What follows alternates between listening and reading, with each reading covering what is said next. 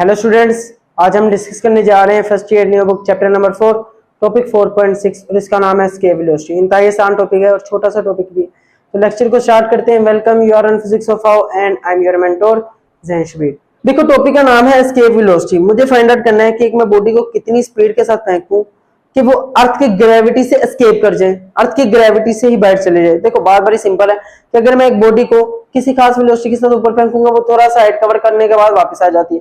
ज्यादा स्पीड से फेंकूंगा, ज्यादा हाइट कवर करेगी। और अगर मैं बॉडी को इतनी ज्यादा स्पीड से फेंकूं कि वो अर्थ की ग्रेविटी से ही बाहर चले जाए, इतनी हाइट कवर कर ले कि वो अर्थ की ग्रेविटी से ही बाहर चले जाए, मतलब वो वापस आएगी ही नहीं बॉडी, तो उस वेलोसिटी को मैं बोलूंगा एस्केप वेलोसिटी। ये वो वेलोसिटी जिसके साथ बॉडी क्या कर जाती है, एस्केप कर जाती है from the earth gravitational field.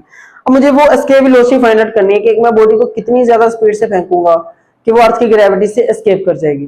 तो इसके लिए एक सिनेरियो को डिस्कस करते हैं कि मान के चलो मेरे पास एक बॉडी है, वो अर्थ की सरफेस पे है, अभी on the surface of earth है। फिर मैं उसे एक वेलोसिटी के साथ फेंकता हूं और वो अर्थ की ग्रेविटी से बाहर चली जाती है। एक सिनेरियो को डिस्कस कर लेते हैं। मान के चलो ये अर्थ है, ये अर्थ की सरफेस है, यहाँ पे पड़ी है मेरे पास एक बॉडी जिसका मास m है, उसे मैं v वेलोसिटी के साथ ऊपर की तरफ थ्रो करवाता हूँ। तो होता क्या है कि वो अर्थ की ग्रेविटी से, ये अर्थ की ग्रेविटी की रेंज है, यहाँ पे मैंने रेंज को रिप्रेजेंट किया, अर्थ की ग्रेविटी से चली जाती है बाहर। अच्छा, इस पॉइंट पे इसके पास कितनी पोटेंशियल एनर्जी है और कितनी काइनेटिक एनर्जी है उसे देख लेते हैं। और जब यहाँ पे जाएगी, अर्थ की ग्रेविटी से बाहर जाएगी, तब इसके पास कितनी एब्सोल्यूट पोटेंशियल एनर्जी होगी और कितनी काइनेटिक एनर्जी होगी, तो वो देख लेते हैं। अच्छा, किसी भी पॉइंट पे बॉडी के पास कितनी एब्सोल्यूट पोटेंशियल एनर्जी है उसका फॉर्मूला हम पिछले लेक्चर में डिस्कस कर चुके हैं। अब मुझे देखना है इस पॉइंट पे बॉडी के पास कितनी पोटेंशियल एनर्जी और कितनी काइनेटिक एनर्जी है।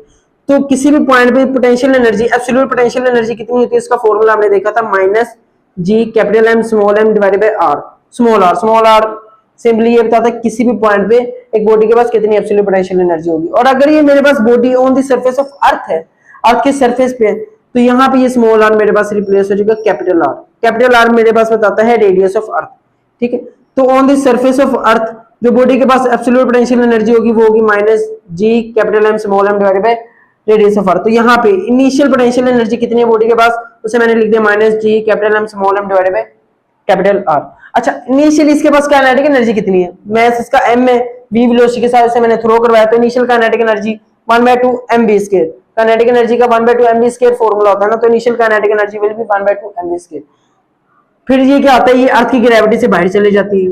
और अर्थ की ग्रेविटी से बाहर, अर्थ के इन्फ्लुएंस रेंज से बाहर जो एब्सोल्यूट पोटेंशियल एनर्जी होती है, अर्थ की ग्रेविटी या रेंज से बाहर जो एब्सोल्यूट पोटेंशियल एनर्जी या जो पोटेंशियल एनर्जी होती है अर्थ की रेंज से बाहर, वो होती है जीरो। तो मतलब यहाँ पे जो बॉडी के पास फाइनल एब्सोल्यूट पोटेंशियल एनर्जी होगी वो होगी मेरे पास जीरो। तो एब्सोल्यूट पोटेंशियल एनर्जी मेरे पास होगी यहाँ पे जीरो। अच्छा, काइनेटिक एनर्जी कितनी होगी, यहाँ पे v वेलोसिटी के साथ थ्रो करवाया था, अर्थ की ग्रेविटी से बाहर उसकी वेलोसिटी जीरो, तो फाइनल काइनेटिक एनर्जी भी जीरो हो जाएगी। बहरहाल अभी मैंने जो से एनर्जीज को रिप्रेजेंट कर दिया, initial potential energy, initial kinetic energy, final potential energy, final kinetic energy को यहाँ पे मेंशन कर दिया।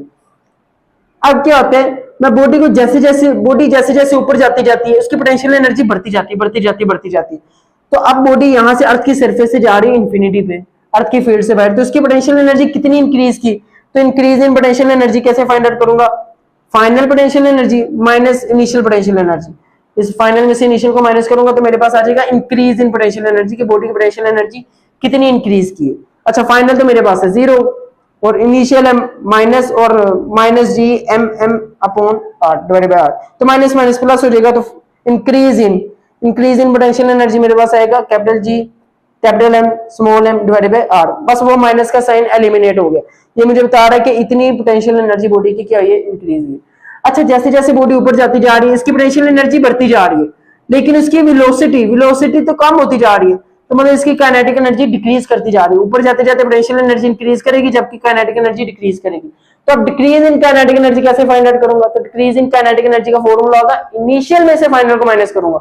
यहाँ पे क्या था, फाइनल में से इनिशियल को, इंक्रीज बता रहा है ना, तो इंक्रीज का मतलब है फाइनल वाली ज्यादा है, इनिशियल वाली कम है, तो फाइनल में से इनिशियल को माइनस करूंगा। अब मुझे पता है कि काइनेटिक एनर्जी जो है वो डिक्रीज कर रही है, मतलब इनिशियली अभी ज्यादा है और आहिस्ता आहिस्ता डिक्रीज करेगी, तो फाइनल वाली कम होगी। तो डिक्रीज इन काइनेटिक एनर्जी में से इनिशियल माइनस फाइनल करूंगा, तो initial kinetic energy minus final kinetic energy. Initial है मेरे पास 1/2 mv² और फाइनल है मेरे पास जीरो, तो डिक्रीज इन काइनेटिक एनर्जी कितना होगा, 1/2 mv²।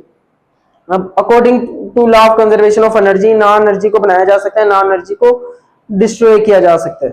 ठीक है। बेसिकली एनर्जी को एक फॉर्म से दूसरी फॉर्म में कन्वर्ट किया जा सकता है। अब यहाँ पे ये जो बॉडी है इसकी काइनेटिक एनर्जी ऊपर जाते जाते क्या हो रही है, डिक्रीज हो रही है, लेकिन वो जो डिक्रीज इन काइनेटिक एनर्जी वो मेरे पास देखने को मिल रही है in the form of increase in potential energy. मतलब काइनेटिक एनर्जी तो डिक्रीज कर रही है लेकिन इसकी पोटेंशियल एनर्जी क्या कर रही है, कोरोस्पोंडिंगली इंक्रीज कर रही है। तो यहाँ पे डिक्रीज इन काइनेटिक एनर्जी मेरे पास इंक्रीज इन पोटेंशियल एनर्जी के बराबर होगा। और बॉडी की काइनेटिक एनर्जी कितनी डिक्रीज की है, 1/2 mv², और जबकि पोटेंशियल एनर्जी कितनी इंक्रीज की है, Gmm/r। तो यहाँ पे मैंने दोनों को इक्वल टू के सिंबल के कोरोस्पोंडिंग लिख दिया। यहां से मेरे पास एक एम मेरे पास कैंसिल हो जाएगा। मुझे देखो मोटिव क्या है मेरा, एस्केप वेलोसिटी, मुझे वेलोसिटी फाइंड आउट करनी है ना कि किस वेलोसिटी के साथ फेंको कि ये बॉडी जैसे अर्थ की ग्रेविटी से बाहर चली जाए। तो यहाँ पे अगर ये मेरे पास एस्केप वेलोसिटी है, if V is escape velocity, तो यहाँ पे इसके साथ सब्सक्रिप्ट में एस्केप मैंने लिख दिया शॉर्ट फॉर्म में। तो यहाँ पे v को यहाँ पे रखूंगा, v एस्केप स्क्वायर यहाँ पे रहेगा, 2 इधर जाके मल्टीप्लाई, तो 2 को मैं उधर ले गया, 2g स्मॉल m तो पहले कैंसिल हो गया, capital M divided by r। तो यहाँ पे ये स्क्वायर है तो अंडर रूट लूंगा, तो एस्केप वेलोसिटी का मेरे पास फॉर्मूला होगा √2 capital G capital M divided by capital R और इसका अंडर रूट। तो ये मेरे पास एस्केप वेलोसिटी का फॉर्मूला आ गया। तो यहाँ पे अब सिंपली तुम लोग ये सारी वैल्यूज यहाँ पे कांस्टेंट है। कैपिटल G मेरे पास इसे बोला जाता है यूनिवर्सल कांस्टेंट ऑफ ग्रेविटेशन और इसकी वैल्यू होती है 6.67 × 10⁻⁻11 न्यूटन मीटर स्क्वायर पर KG square. Capital M is the mass of earth which is equal to 6 × 10⁻24 KG. Capital R is the radius of earth which is equal to 6.4 × 10⁻6 metre. यहाँ पे values put करो तो तुम लोगों के पास escape velocity आ जाएगी। लेकिन आगे फर्दर मूव करते हैं, तो अब मैं फाइंड आउट करने जा रहा हूँ एस्केप वेलोसिटी का formula in terms of gravitational acceleration. तो वो मैं कैसे करूंगा, देखो एक बॉडी का वेट क्या बताता है, एक बॉडी का वेट ये बताता है कि जो अर्थ है उसे कितनी फोर्स के साथ अपनी तरफ खींच रही है। तो बेसिकली जो बॉडी का वेट होता है वो मेरे पास ग्रेविटेशनल फोर्स ऑफ अर्थ के बराबर है ना। एक बॉडी का जितना वेट है वो मुझे बेसिकली बताता है कि अर्थ उसे कितनी फोर्स के साथ अपनी तरफ खींच रही है। तो यहाँ पे मैं स्टार्ट करूंगा ग्रेविटेशनल एक्सेलरेशन में फॉर्मूला को मैनिपुलेट करने के लिए। जो वेट बॉडी का वेट है वो बेसिकली ग्रेविटेशनल फोर्स के बराबर होता है, जिस फोर्स के साथ खींचते वही बेसिकली वेट बताता है, और वेट का फॉर्मूला होता है m/g। जबकि ग्रेविटेशनल फोर्स का फॉर्मूला जनरल फॉर्मूला होता है वो होता है capital G capital M small m divided by r square, Gmm/r square. On the surface of earth है तो तब जो से कैपिटल R, अगर कहीं किसी और पॉइंट पे ग्रेविटेशनल फील्ड में किसी और पॉइंट पे तो यहाँ पे स्मॉल r आता है, तुम लोगों को पता है, तो कैपिटल R। तो यहाँ पे अगेन एक है मेरे पास, एक m से कैंसिल, तो G जो ग्रेविटेशनल एक्सेलरेशन है वो मेरे पास बराबर होगा capital G capital M/r square. अच्छा यहाँ से r स्क्वायर है तो एक r को मैं यहाँ पे शिफ्ट करा रहा हूँ, तो G इंटू R मेरे पास बराबर होगा capital G universal constant of gravitation into mass of earth divided by radius of अर्थ।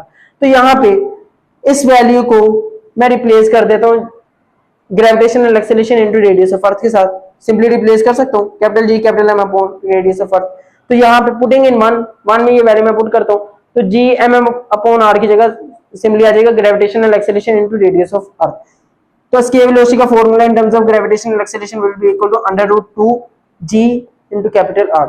अब g की जो वैल्यू होती है on the surface of earth 9.8 metre पर सेकंड स्क्वायर होती है, जबकि रेडियस ऑफ अर्थ की वैल्यू 6.4 × 10⁻6। ये वैल्यू इसको पुट करोगे तो जो एस्केप वेलोसिटी का फॉर्मूला आएगा 11,200 मीटर पर सेकंड, या इसे मैं ऐसे भी लिख सकता हूँ 11.2 किलोमीटर पर सेकंड। मतलब अगर मैं एक बॉडी को 11.2 किलोमीटर पर सेकंड की स्पीड से फेंकूं, मतलब इतनी स्पीड कि वो एक सेकंड में 11.2 किलोमीटर का डिस्टेंस, एक सेकंड में 11 किलोमीटर का डिस्टेंस कवर करती हूँ, तो तब क्या होगा, वो बॉडी अर्थ की ग्रेविटेशन फील्ड से बाहर चले जाएगी।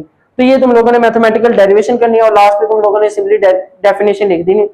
और डेफिनेशन तुम लोगों के पास बुक में मेंशन है, the minimum velocity with which an object is goes out from earth's gravitational field is known as escape velocity. वो मिनिमम वेलोसिटी जिसके साथ एक बॉडी अर्थ की ग्रेविटेशन फील्ड से बाहर चले जाए वो मेरे पास सिंपली एस्केप वेलोसिटी होगी। तो इंतहाई सिंपल और छोटा सा लेक्चर था, उम्मीद अब पसंद आया होगा। इजाजत दो, अल्लाह हाफिज।